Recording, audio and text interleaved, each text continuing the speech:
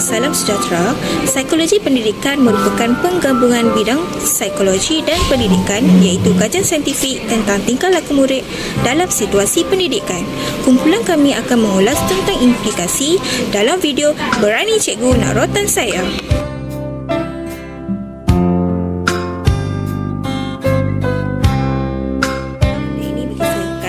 Situasi yang berlaku di dalam sebuah bilik darjah di mana seorang murid mencabar autoriti guru dengan berani menentang tindakan disiplin yang telah dikenakan ke atasnya. Murid tersebut mempertikai hak guru untuk merotan, sementara guru berusaha mengekalkan disiplin dengan suasana pembelajaran yang baik. Filem ini mengetengahkan isu disiplin, cabaran guru dalam menangani murid yang berkelakuan mencabar, serta persoalan bagaimana mengenai batas kuasa guru dalam menegakkan disiplin di sekolah. Filem ini mencerminkan keadaan sebenar di mana guru terpaksa berhadapan dengan setiap murid yang semakin berani dan tidak menghormati autoriti. Dengan tajuk implikasi psikologi pendidikan kepada guru dalam pengajaran dan pembelajaran. Implikasi yang pertama iaitu meningkatkan kualiti serta hasilan proses-proses pendidikan. Impak psikologi pendidikan. Untuk meningkatkan kualiti dan hasil PDP, guru perlu menggunakan pendekatan psikologi pendidikan yang tepat, seperti kita memahami tingkah laku murid, motivasi mereka, dan kita menguruskan kelas dengan lebih bijak. Dengan memahami bagaimana murid belajar dan bertindak balas terhadap situasi, guru dapat membina persekitaran pembelajaran yang lebih kondusif dan produktif. Contoh dalam video yang dipaparkan dalam YouTube iaitu Berani Cikgu Nak Rotan Saya. Dalam video tersebut terdapat elemen disiplin yang ditonjolkan, iaitu murid mencabar autoriti seorang guru. Guru yang memahami psikologi pendidikan akan mengendalikan situasi disiplin ini dengan pendekatan yang lebih efektif, seperti kita menggunakan kaedah pengurusan tingkah laku yang positif.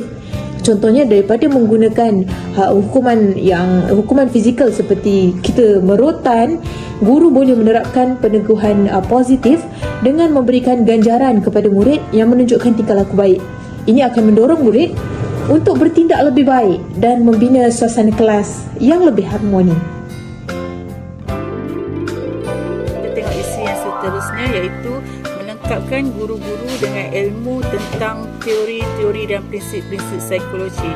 Okey, impak psikologi pendidikan tu, guru yang memahami teori-teori seperti teori behaviorisme, kognitivisme dan juga humanisme akan lebih bersedia untuk menghadapi pelbagai cabaran dalam bilik darjah tersebut.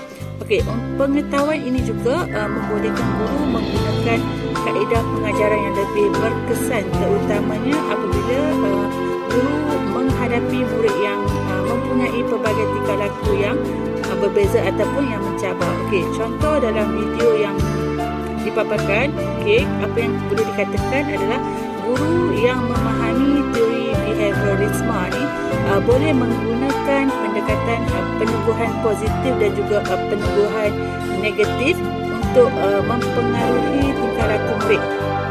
Dalam video tersebut juga situasi disiplin yang ditonjolkan boleh diuruskan melalui pendekatan psikologi, seperti guru memberi murid peluang untuk memahami kesan tingkah laku mereka dan bukannya guru memberikan hukuman fizikal kepada murid seperti merotan. Guru tersebut boleh berkata, jika kamu boleh berkelakuan baik selama 1 minggu, kamu akan mendapat pujian di dalam kelas. Kalau kita tengok dengan cara ini, murid akan lebih terdorong untuk bertindak secara positif. Saya Nur Asyira binti Muhammad Said ingin mengulaskan kesan atau impak psikologi pendidikan.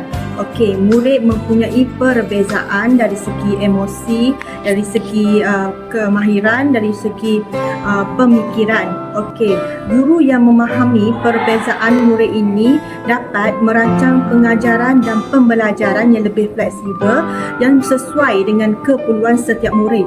Ini membolehkan guru menyusun aktiviti ataupun merancang aktiviti yang lebih menarik yang memenuhi potensi dan kebolehan murid berdasarkan perbezaan tersebut. Okey, sebagai salah satu contoh dalam video yang kami pilih, dalam video tersebut murid yang bertindak mencabar guru secara verbal. Ini mungkin berkait rapat dengan perbezaan emosi di mana murid mengalami masalah tingkah laku yang disebabkan oleh faktor luaran, mungkin disebabkan tekanan di rumah ataupun kurangnya perhatian.